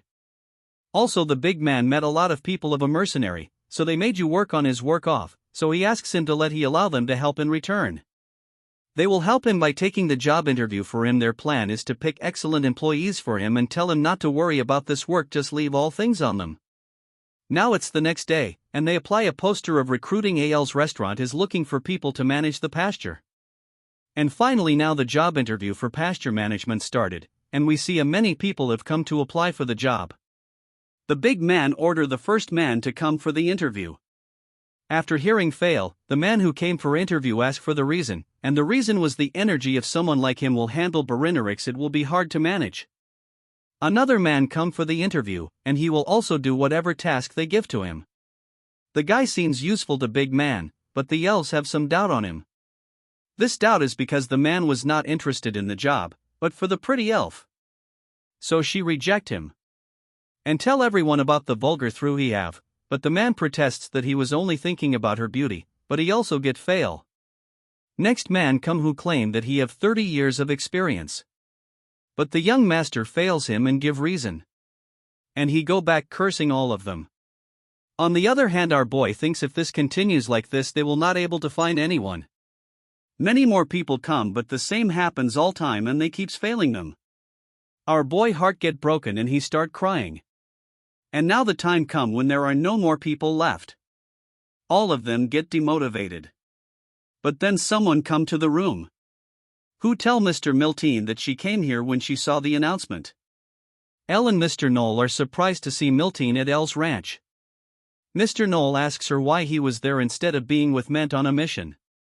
Ment and his mercenary troops were assigned to guard a caravan of merchants. Milteen replies something terrible has happened while they were on the mission. Some bandits had attacked them in the way and Ment fell off of a cliff while fighting the bandits. Both Elle and Mr. Knoll are shocked to hear the news. Knoll inquires about Ment's current condition, fearing the worst. But to everyone's relief, Ment has recovered from his injuries, but sadly, he is unable to use his leg anymore. After the incident, Ment decided to retire from the mercenary and Milteen followed him by leaving the mercenary too. Elle tells Alina that since Ment has already recovered, she won't be able to help much in the healing process. But still, Alina insists she has to meet him in person first to confirm.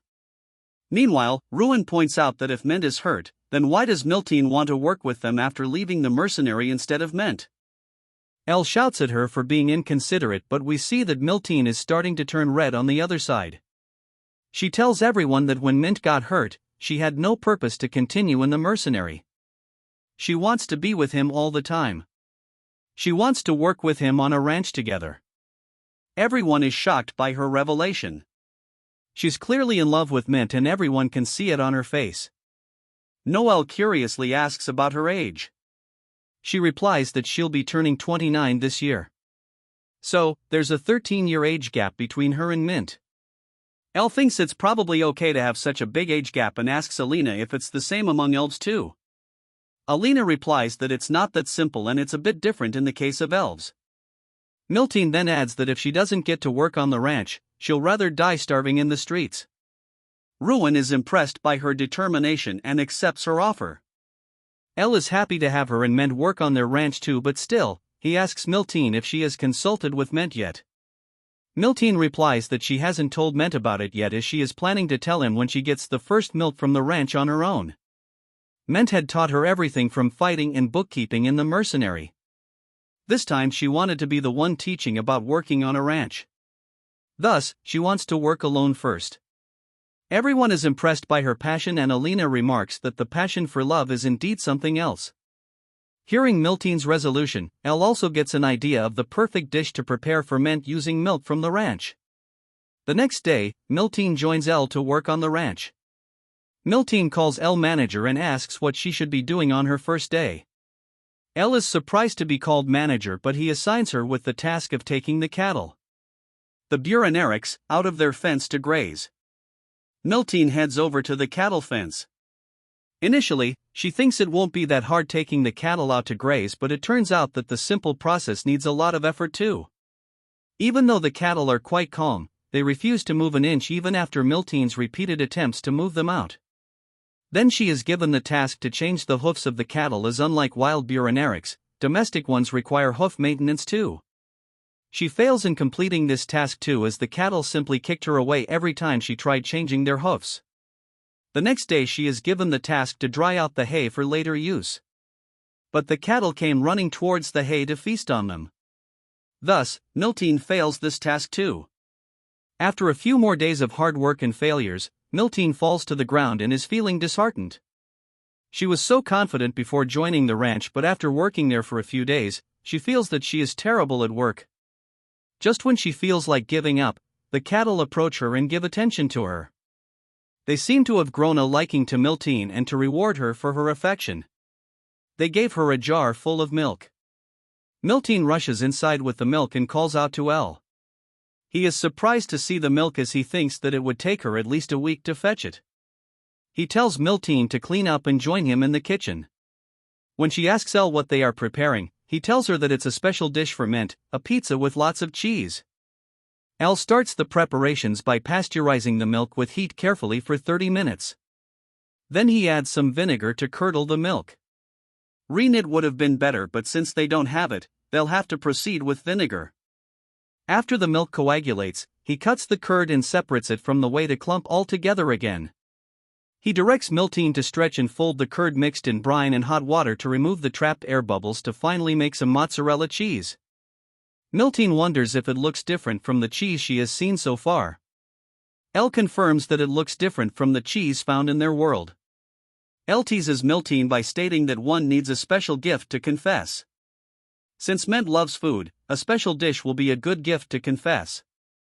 Miltine is flustered hearing the word confession. She wasn't planning to confess anytime soon. Elle tells Miltine that even though he doesn't look the part, he used to be very popular among ladies. Everyone used to line up for him. Miltine is surprised by the revelation and wonders if Elle has had a lot of dating experience. But sadly, he doesn't. He tells her that the ladies simply left after lining up for him. But Elle shares that he knows in the case of love, sincerity always gets through, and that's what Miltine should put into the dish for Ment. Miltine is clueless, but still, she tries to put her sincerity into making the pizza. In the evening, Elle visits Ment's home with Noelle and Alina. Ment is surprised to see them, as he hasn't told them about his condition himself. Noelle asks furiously why he hasn't told him about his accident, and Elle asks him how his rehabilitation is going. In the distance, we can see Melton standing with the pizza they prepared earlier in hand. Elle asks Mant how he has been recovering now. Mant is embarrassed by their sudden visit, as he wasn't looking forward to a celebration that night. Elle introduces Alina to Mant and tells him that she runs a clinic. Mant recognizes her instantly, as the famous one. He questions them about how they knew about his injury since only the people from his mercenary group were supposed to know. Elle replies that it was someone from his group who told them about him, and Miltine enters the house with the pizza in hand. She asks Ment how he is feeling now. Alina proceeds to check Ment's injured leg, and after some healing, she asks Ment if he is feeling any better. Ment replies that he can move more comfortably now. Alina tells him that the healing process will take some time but it will help in his recovery. Ment then turns his attention to Miltine. He asks her what she is planning to tell him. Miltine tries to muster up the courage to express her true feelings, but the moment of truth seems too nerve-wracking for her. She takes the help of the pizza to further delay her confession. She takes out the food in front of everybody and tells Ment she has prepared the dish for him with the help of Elle. When Ment opens the pizza box, we see that the toppings on the pizza are carefully placed in the shape of a heart. Everyone is surprised to see the pizza as they have never seen anything like that before. Miltine asks Ment if he finds the design pretty, indicating the heart-shaped design. But before she could finish, Ment takes out a slice to have a bite, thus breaking the shape, and almost breaking Milshin's heart. Ment is surprised by the taste. Belle asks if the cheese is stretching well or not. Ment is even more surprised to learn that it's made of cheese. So far, he had assumed that cheese was nothing but spoiled milk sold in a corner of the market. He didn't know it could taste so good. He describes the taste of the pizza as savory, salty, and chewy and calls it delicious. After Ment, others take their slices too and love the taste. Miltine, while having a slice, is wondering if her mission to convey feelings through food is about to fail. After finishing the food, Ment praised Miltine, expressing surprise at her cooking skills. Someone then asked if he saw her in a new light now. Miltine asked Ment about his plans for the future, and he replied that he would have to think about it slowly while recovering completely. She then asked if he would like to work on Elle's ranch. Ment was surprised to learn that Elle owned a ranch too. Elle explained that it was a recent development venture for him and expressed his happiness at having Ment work there. Ment then asked Miltine if she was already working there and inquired about her job in the mercenary group. Miltine replied that she had quit the mercenary group after his accident. When Ment asked for the reason, Miltine realized that the moment of truth had finally arrived.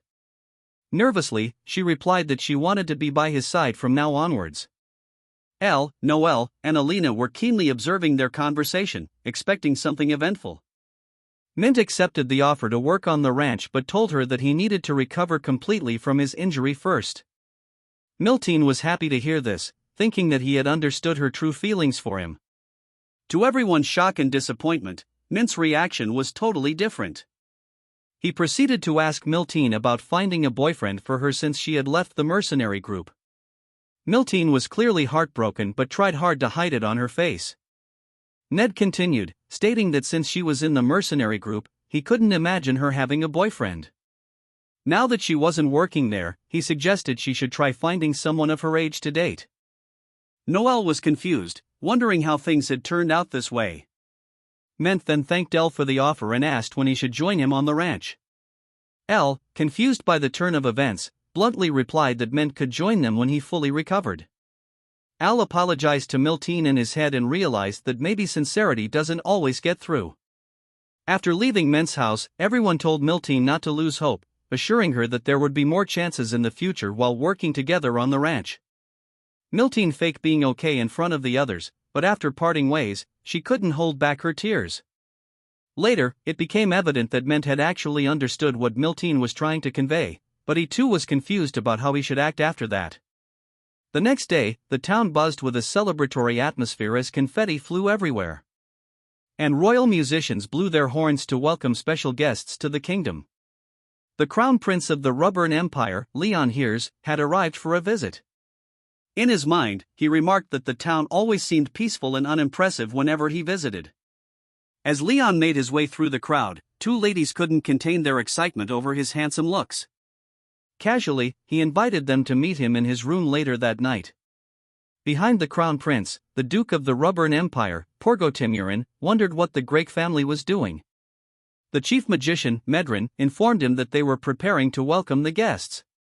Porgo expressed dissatisfaction, suggesting that they should have welcomed them even before reaching the castle. He made it clear that since he had arrived, he intended to put an end to the Lord's games. Inside the castle, the young great Dairon was getting ready to welcome the guests. He inquired about his father's condition from the butler, who sadly revealed that she wasn't doing well and was ill. The butler emphasized that the young Grake had to represent the family now and meet the guests in place of his father. He reminded him that every word he spoke represented the Grake family. With this in mind, the young Grake headed out to greet the guests. The Duke initiated the conversation by asking Dairon about his father's health. Dairon replied that he was still bedridden.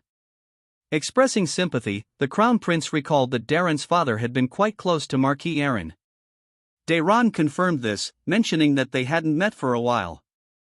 The Crown Prince then informed Dairon that even Marquis Yearn wasn't healthy these days. The Duke entered the conversation, introducing the topic of changing ownership. Dairon was surprised by the statement. The Duke continued by telling Dairon that he was asking him to join them.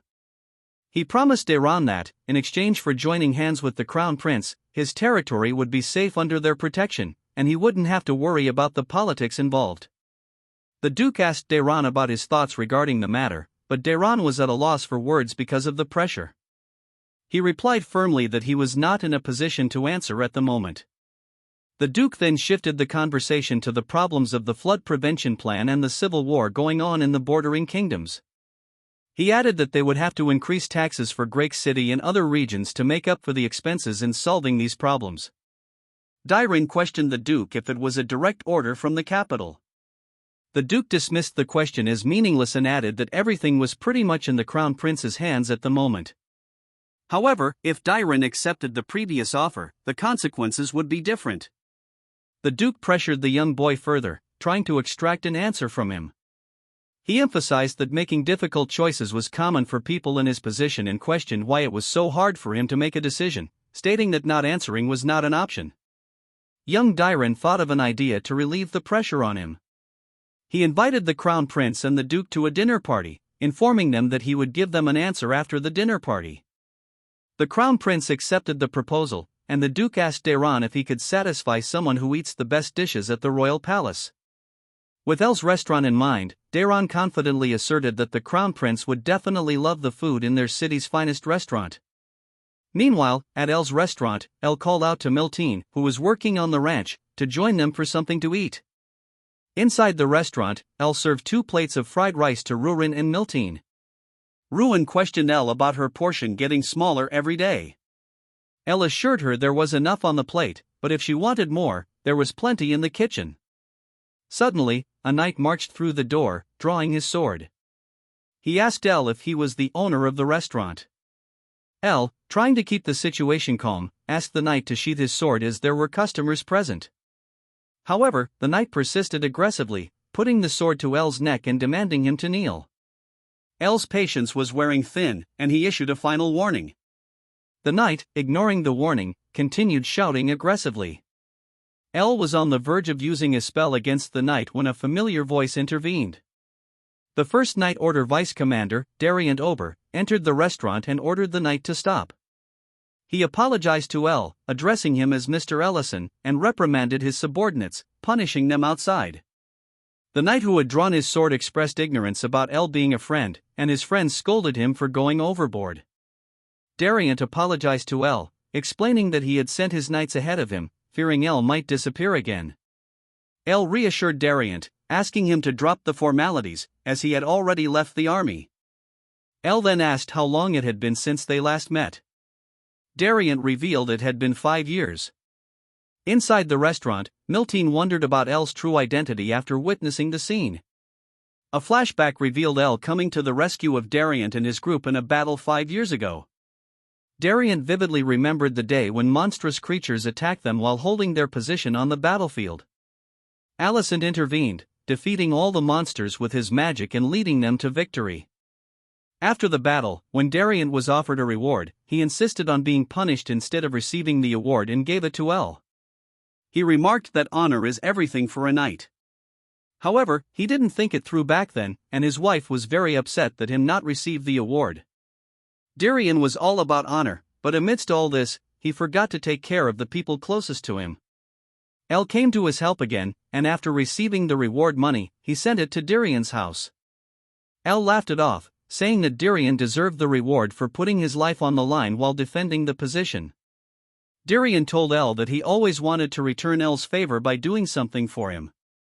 But he had already left the army. So, when he heard that El had opened a restaurant in Great City, he wanted to help him out there. He told El that if he closed every other restaurant in Great City, El's restaurant would turn out to be the best. With this, he called his knights and rushed towards the town. El was shocked at Darren's plan and shouted at him to stop. Meanwhile, Darren was on his way to the restaurant along with the Crown Prince and the Duke. The Duke asked the Crown Prince if he was really going to have dinner in a common restaurant for the evening. The Crown Prince replied that since the young Count had recommended the place himself, he was looking forward to having dinner at the restaurant. The Duke then emphasized the fact that they should have at least called up their knights to accompany them on the route, as the circumstances were quite dangerous these days. The Crown Prince told him that he had relieved the knights from their duties until dinner time, so it wouldn't look good if he took back his words, and they didn't have to worry as they already had the powerful Archmage Medrin by their side. All of a sudden, arrows were fired in the Crown Prince's direction, but they were blocked by a magic shield created by Medrin. The attackers revealed themselves and demanded to hand over the Crown Prince, but the Duke ordered Medrin to finish all of them. The attackers recognized Medrin, but their leader made it clear that there would be no change of plans, and they jumped at her to attack. Medrin easily defeated the attackers and showed them the difference in their power levels.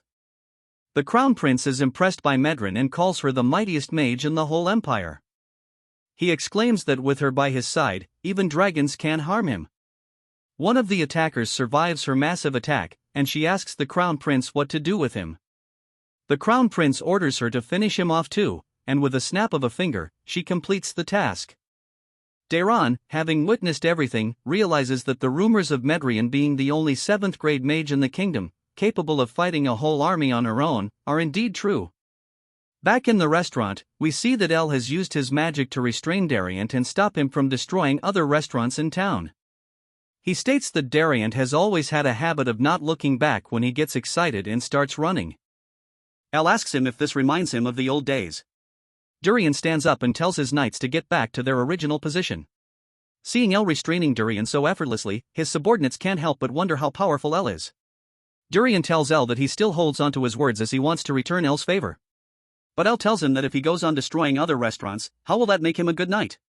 Darian corrects El by telling him that he was actually planning to tell the customers of other restaurants that their food has worms. He didn't mean to destroy them.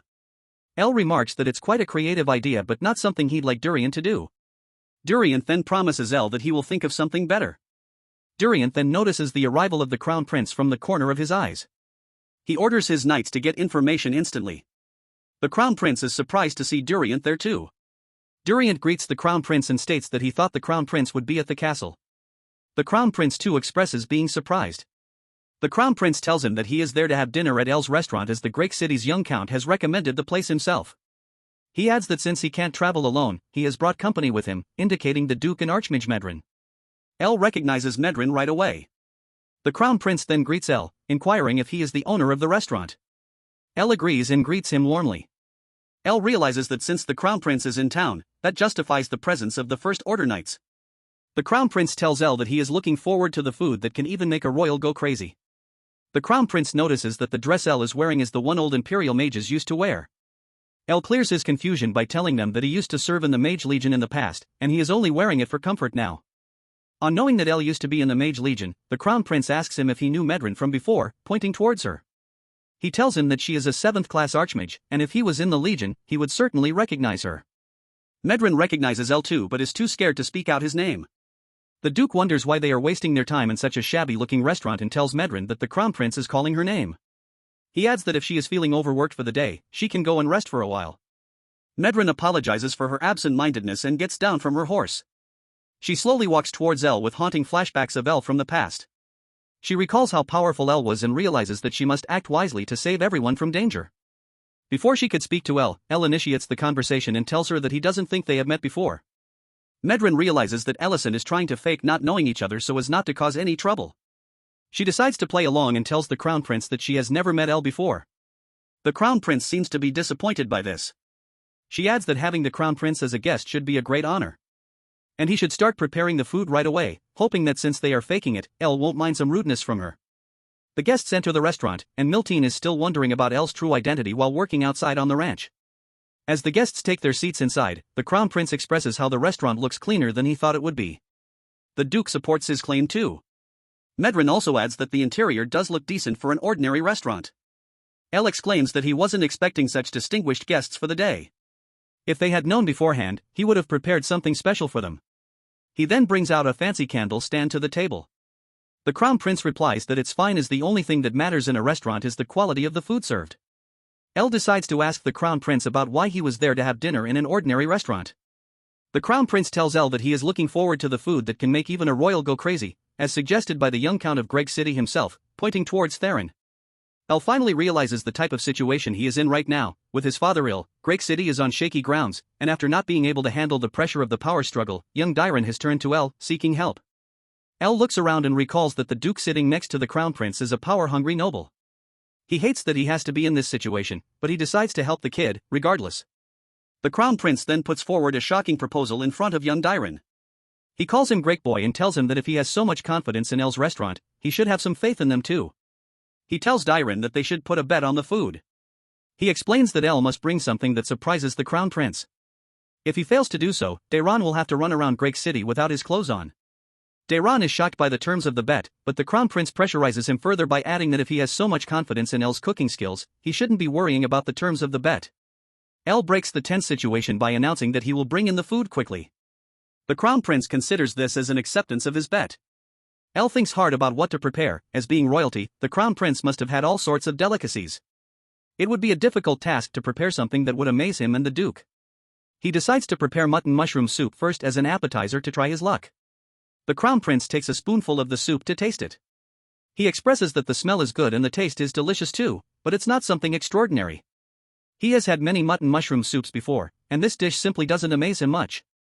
The Duke too shares the same opinion. Elle realizes that things are not going his way, so he is hoping for help. He expresses that he would like to hear everyone's opinions at the table. He had left a message for Medrin in her soup bowl, asking for a hot opinion. Medrin sees the message and, out of fear, she overacts, surprising everyone. After having a spoonful, she announces that the soup is delicious and describes Elle's cooking skills as 7th class magic in the culinary world, and then corrects it by calling it not 7th, but 9th class magic. Elle is taken aback by her overacting too, and he feels like killing her right now.